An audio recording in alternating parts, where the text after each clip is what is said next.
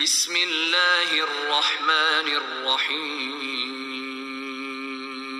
السلام علیکم ورحمۃ اللہ تعالی وبرکاتہ۔ محترم سامعین، آج ہم پڑھیں گے سورۃ النساء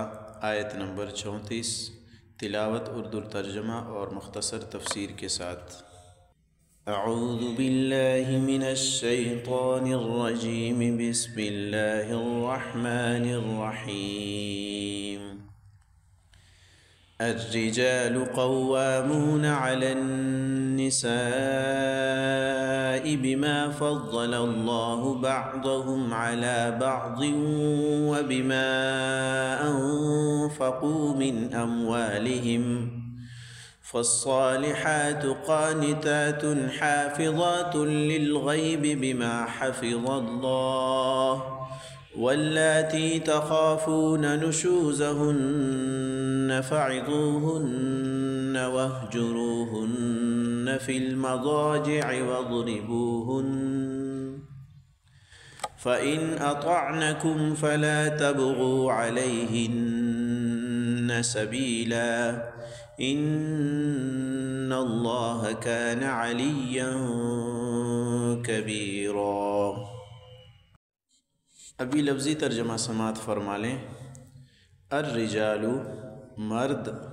قوامون حاکم ہیں، علی النساء عورتوں پر، بما اس لیے کہ فضل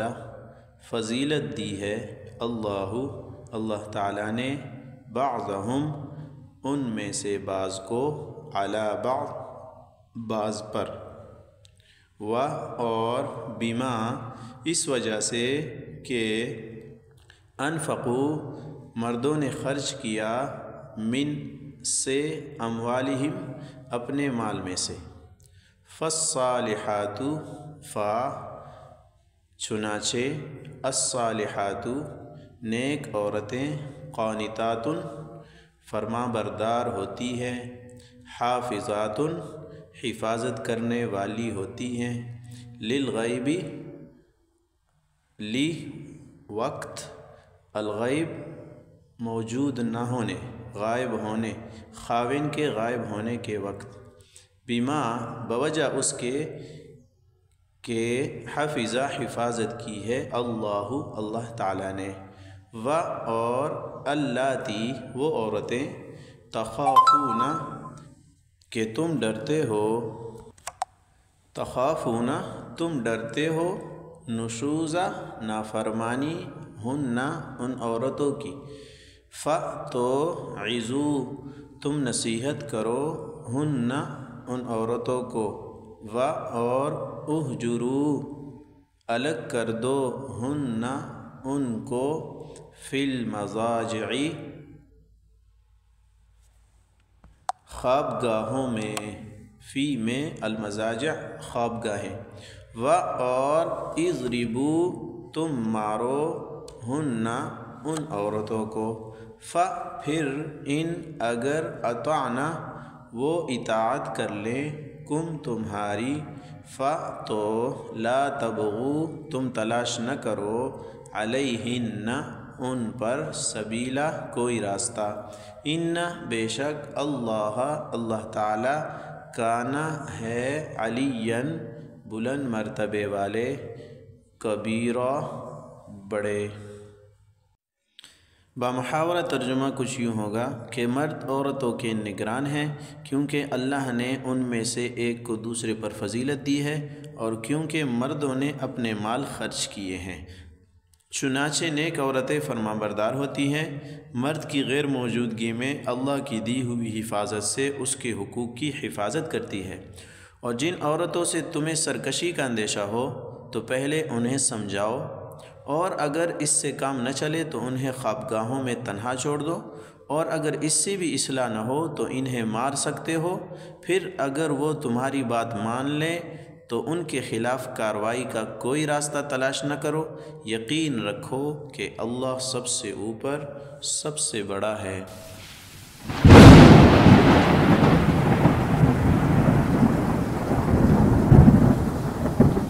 محترم سامعین، اس آیت کی تفسیر یہ ہے کہ سورۃ النساء کے شروع سے لے کر یہاں تک اکثر احکامات میں عورتوں کے حقوق بیان کیے گئے ہیں، اور نیز جاہلیت میں عورتوں کے حقوق پامال کرنے والے جو ظالمانہ رسم و رواج تھے ان کو ممنوع قرار دیا۔ تو جیسے عورتوں کے حقوق بیان ہوئے، اسی طرح اللہ تعالیٰ نے مردوں کے کچھ حقوق بھی عورتوں کے ذمے بیان کیے ہیں، جیسا کہ عورتوں کے بہت سارے حقوق و مردوں کے ذمے ہیں، تاکہ دونوں صنفوں کے حقوق کے اندر توازن برقرار رکھا جا سکے اور خاندانی نظام و بہتر طریقے سے وہ گزارا جا سکے۔ چنانچہ اللہ جل شانہ ارشاد فرماتے ہیں الرجال قوامون علی النساء، مردوں کو عورتوں پر حاکم بنایا گیا ہے، وہ عورتوں کے اوپر حاکم ہیں۔ جیسا کہ سلطنت کا نظام چلانے کے لیے ایک حاکم کی ضرورت ہوتی ہے جس سے وہ بہتر طریقے سے چل سکتا ہے، اسی طرح خاندانی نظام کو بھی بہتر طریقے سے چلانے کے لیے ایک حاکم اور نگران کی ضرورت ہوتی ہے، جو گھر کے تمام کام کاج کی نگرانی کرے اور جو ضرورت ہے اس کو پورا کرے۔ اور اس طرح کے حاکم و نگران کے لیے جہاں علم کی ضرورت ہوتی ہے وہاں عمل کی قوت بھی اس کو درکار ہوتی ہے، اور ان دونوں چیزوں میں فطری طور پر بچوں اور عورتوں کی بنسبت مردوں کے اندر یہ حاکمیت کی صلاحیت زیادہ ہے، اس لیے اللہ تعالیٰ نے یہاں پہ فرمایا کہ مرد و عورتوں کے اوپر حاکم ہیں، اور اس کی دو وجہ بتائی ہے۔ پہلی وجہ یہ بتائی ہے بما فضل اللہ بعضهم علی بعض، اس لیے کہ اللہ تعالیٰ نے مردوں کو عورتوں پر فضیلت دی ہے، یعنی قدرتی طور پر فطری طور پر جو ایک نگران اور حاکم کی صلاحیتیں ہوتی ہے وہ اللہ تعالیٰ نے مردوں میں زیادہ رکھی ہے بنسبت عورتوں کے، اس لیے مردوں کو حاکم بنایا۔ اور دوسری وجہ یہ بتائی وَبِمَا أَنفَقُوا مِنْ أَمْوَالِهِمْ، دوسری وجہ یہ ہے کہ مرد اپنی بیویوں کے اوپر خرچ بھی کرتے ہیں، یعنی ان کو نان نفقہ دیتے ہیں اور مہر ان کو دیتے ہیں، جو ضرورت ہوتی ہے وہ اپنے مال کے ذریعے سے پوری کرتے ہیں۔ آگے فرمایا کہ مرد کو چونکہ حاکم بنایا ہے تو ایک حاکم ہوتا ہے اور ایک محکوم ہوتا ہے، تو محکوم کا کام ہے کہ حاکم کی اطاعت کرے۔ تو اس کے پیش نظر اللہ تعالیٰ نے ارشاد فرمایا کہ خواتین پھر دو طرح کی ہو جاتی ہے، کچھ خواتین تو وہ ہوتی ہیں جو اپنے شوہر کی فرما بردار ہوتی ہے، اور فرما بردار خاتون کی کیا صفات ہونی چاہیے اللہ تعالیٰ نے یہاں ذکر کی فالصالحات، پس نیک خاتون نیک بیویاں تو وہ ہے قانتات، جو اپنے شوہر کی فرما بردار ہو، شوہر کی اطاعت کرنے والی ہو۔ چنانچہ ایک حدیث شریف میں آتا ہے کہ فرما بردار عورت کے لیے استغفار کرتے ہیں پرندے ہوا کے اندر، مچھلیاں دریا میں، اور فرشتے آسمانوں میں، اور درندے جنگلات کے اندر۔ تو بہت بڑی فضیلت ہے اس کی۔ اور دوسری صفت یہ بیان کی حافظات للغیب، شوہر جب موجود نہ ہو تو اس وقت وہ حفاظت کرنے والی ہو، یعنی اپنی آبرو کی بھی حفاظت کرنے والی ہو اور شوہر کے مال کی بھی حفاظت کرنے والی ہو۔ یہ نیک عورت کی صفات اللہ تعالیٰ نے بیان کی۔ اس کے مقابلے میں وہ عورت جو کہ نافرمان ہو اس کا ذکر اللہ تعالیٰ نے کیا ہے واللاتی تخافون نشوزہن، وہ عورتیں جن کی نافرمانی سے تم ڈرتے ہو، جن کی نافرمانی سے تم ڈرتے ہو، کیا مطلب؟ یعنی ان کے اندر بد دماغی کا، اطاعت نہ کرنے کا، نافرمانی کا خدشہ موجود ہے، عملی اقدام وہ کر رہی ہے، تو وہ تو نیک نہیں ہے، وہ تو نافرمان عورت ہو گئی۔ اب جب شوہر حاکم ہے، عورت اس کی اطاعت نہیں کر رہی، نافرمانی کر رہی، تو ایسی صورت میں تو گھریلو نظام نہیں چلے گا۔ تو اس کی اصلاح کے لیے اللہ تعالیٰ نے 3 طریقے بتائے ہیں۔ گھریلو نظام کو درست طریقے سے چلانے کے لیے یہ 3 طریقے ہیں۔ پہلا طریقہ فعظوہن، تم ان عورتوں کو نصیحت کرو، ان کو سمجھاؤ کہ شوہر کی اطاعت میں تمہاری بھلائی ہے۔ اگر اطاعت نصیحت سے سمجھ جائیں، سمجھانے سے سمجھ جائیں تو بہت اچھا ہے، گھریلو نظام درست شروع ہو جائے گا۔ لیکن اگر وہ پھر بھی نافرمانی پہ اتر آئیں تو اس کی اصلاح کا دوسرا طریقہ بتایا، وَاهْجُرُوهُنَّ فِي الْمَضَاجِعِ، تم ان بیویوں کو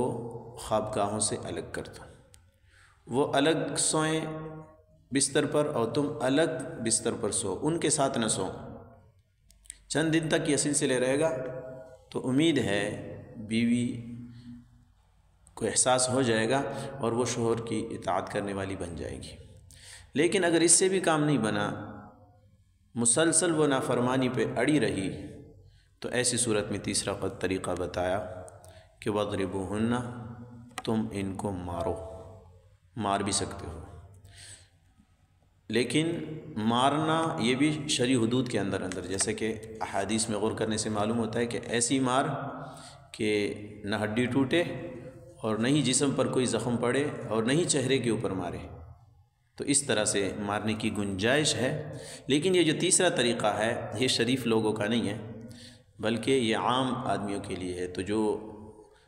معاشرے کے اندر معزز لوگ ہیں، شریف قسم کے لوگ ہیں، دیندار لوگ ہیں، تو ان کے لیے یہ تیسرا طریقہ وہ بھی ناپسندیدہ ہے کہ نبی علیہ السلام نے ایک روایت میں فرمایا ہے کہ شریف آدمی اس مارنے کا اقدام نہ کرے، بلکہ وہ دو طریقے ہی اختیار کرے، وعظ و نصیحت کا، اور دوسرا یہ ہے کہ خوابگاہوں سے ان کو الگ کر دینے کا۔ تو یہ تین طریقے اللہ تعالیٰ نے ارشاد فرمائے اس آیت کے اندر۔ آگے اللہ تعالیٰ نے ارشاد فرمایا فَإِنْ أَطَعْنَكُمْ، اس کے بعد اگر وہ تمہاری فرما بردار ہو جائیں، یعنی پہلے نافرمان تھی اب فرما بردار ہو گئی ہے، تو فَلَا تَبْغُوا عَلَيْهِنَّ سَبِيلًا، تو تم اب ان کو برا بھلا نہ کہو، ان کو طعنہ نہ دو کہ پہلے تم میری بات نہیں مانتی تھی، بلکہ اب جب فرما بردار ہو گئی تو مقصد تو حاصل ہو گیا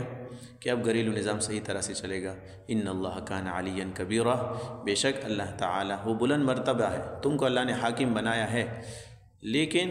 تمہیں ایک گھر کا حاکم بنایا ہے، نگران بنایا ہے، تمہارے اوپر بھی ایک حاکم ہے، اللہ کی ذات وہ بلند مرتبے والا ہے اور اس کی ذات بھی بہت بڑی ہے۔ تو اس لیے ایسی صورت میں اگر وہ پہلے تمہاری اطاعت نہیں کر رہی تھی، اب اطاعت پہ آ گئی ہے، اب یہ نہیں کہ تم اس کو طعنہ دو اور تم اس گناہ کے اندر مبتلا ہو جاؤ۔ خلاصہ یہ ہوا کہ اکثر چیزوں میں اللہ تعالیٰ نے مرد اور عورت کو یکساں اور ایک جیسے حقوق دیے ہیں، اور دوسری بات یہ ہے کہ اللہ تعالیٰ نے خاندانی نظام کی اصلاح کے لیے مرد کو بطور حاکم اور نگران کے مقرر کیا ہے، اور یہ ایک قسم کی اللہ تعالیٰ نے فضیلت دی ہے اس کو۔ اور تیسری بات یہ سامنے آئی کہ فرمانبردار عورت کی دو بنیادی خوبیاں ہیں کہ وہ شوہر کی فرمانبردار ہو۔ نیک عورت کی دو بنیادی خوبیاں ہیں کہ وہ شوہر کی فرمانبردار ہو اور شوہر کی عدم موجودگی میں اپنی عزت اور شوہر کے مال کی حفاظت کرنے والی ہو۔ اور جو نافرمان عورت ہے اس کی اصلاح کے تین طریقے بتائے درجہ بدرجہ، کہ پہلا طریقہ تو سمجھانے کا ہے، پیار محبت سے سمجھائیں۔ دوسرا طریقہ اگر اس سے بھی نہ سمجھے تو بستر سے جدائیگی، الگ سوئیں، اور اگر اس سے بھی نہ سمجھے تو ایسی صورت میں عام لوگوں کے لیے بیوی کو شرائط کے ساتھ مارنے کی بھی اجازت ہے کہ ہڈی بھی نہ ٹوٹے، کوئی زخم بھی نہ آئے، جسم کے اوپر زخم کا کوئی اثر بھی نہ بنے اور چہرے کے اوپر بھی نہ مانے، لیکن شریف آدمی کو اس سے بھی بچنا چاہیے۔ اور آخر میں بتایا کہ اگر بیوی پہلے نافرمان تھی اب فرمان بردار ہو گئی ہے تو اب اس کو طعنہ نہ دو، بلکہ اس کی قدر کریں اور اچھا خاندانی نظام اس کے ساتھ گزاریں۔ وآخر دعوانا ان الحمد للہ رب العالمین۔ السلام علیکم ورحمۃ اللہ وبرکاتہ۔ ماشاءاللہ ماشاءاللہ۔